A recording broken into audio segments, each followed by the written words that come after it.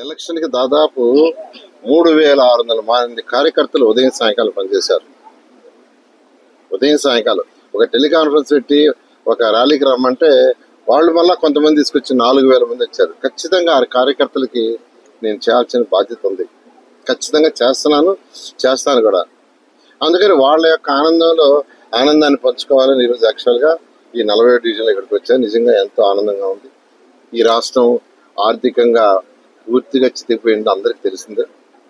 ఈరోజు కాంట్రాక్టులు కావచ్చు, మిగతా వాళ్ళకి కావచ్చు, ఇవ్వాల్సిన మొత్తం ఎంత ఉందంటే 1,00,000 కోట్లు ఉంది. 1,00,000 కోట్లు ఏందే గతంలో చేసిన కాంట్రాక్టుల డబ్బులు లేదు ప్రభుత్వం.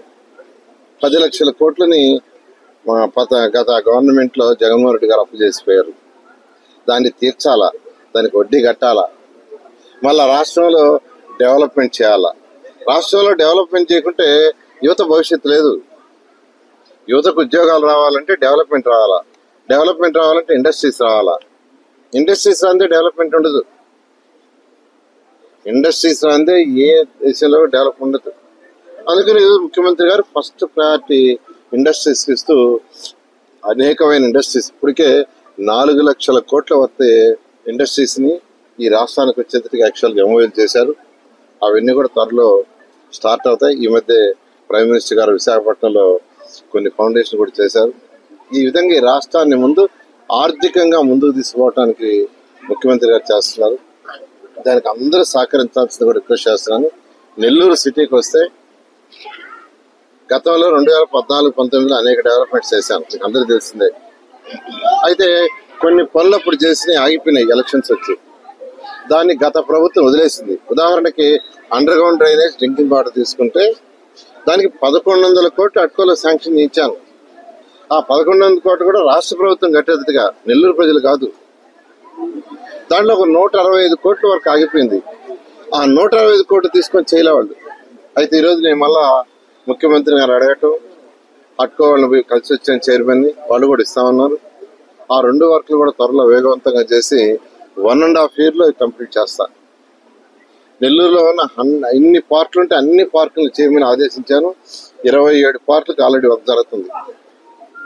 పిల్లలు ఆడుకోవడానికి చక్కగా మంచి ప్లే ఎక్విప్మెంట్, జిమ్ ఎక్విప్మెంట్ కానీ ప్లే ఎక్విప్మెంట్ కానీ దాదాపు 5 కోట్లకి ఎస్టిమేషన్ వేశారు.